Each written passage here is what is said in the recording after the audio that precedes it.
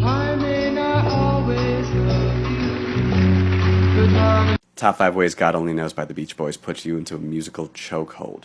Now, number 5, it's the first 3 notes. It's very like romantic and emotional, right? But it's also the entire song in the first 3 notes. Watch. I may not down always love you then, long as they're up. Are stars above you then?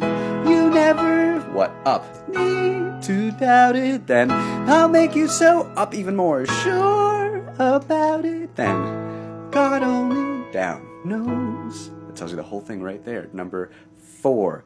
It's the Debussy chord. I like to call it that. It's a sort of magical chord. It's also kind of like the Christmas chord, right?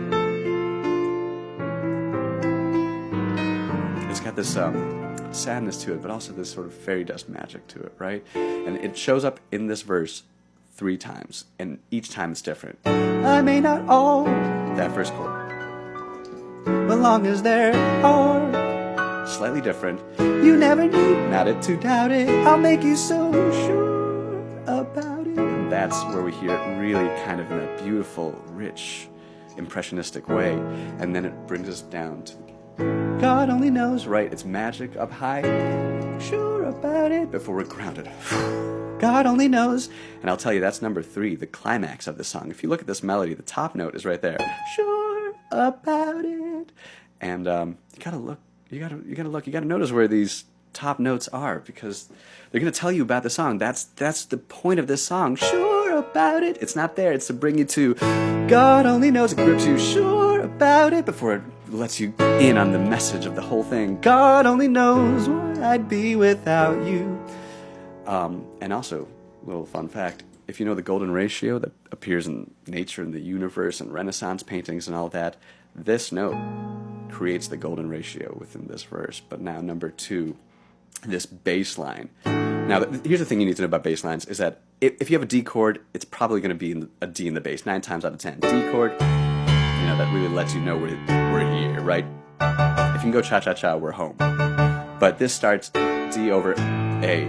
It's wide open, it's different. It could go anywhere, and chooses to go up, push against gravity to a minor chord, then another minor chord, and this minor chord would usually go here, but instead it goes to that, a B over A, and then that's gonna usually resolve down, right? But instead it pushes up. Again, that wide open chord before it pushes even higher up, and you think it's gonna resolve to that like powerful minor chord, but it doesn't. It goes back down, and before it goes down again. It's that, the magical Debussy chord, and now we're just relaxing, letting gravity take us back home, except the chord never brings us home.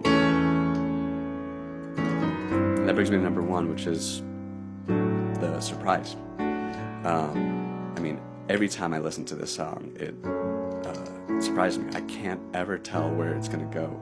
And I've listened to it a million times, and I'm playing it right now, and I have no clue where it's going to go, but it's also so inevitable. Like, it has to go there. It's surprising yet inevitable, like the best of all art. And it's so soothing, but it never lets us come home. And it's so comforting, but it's so sad. And it's so magical.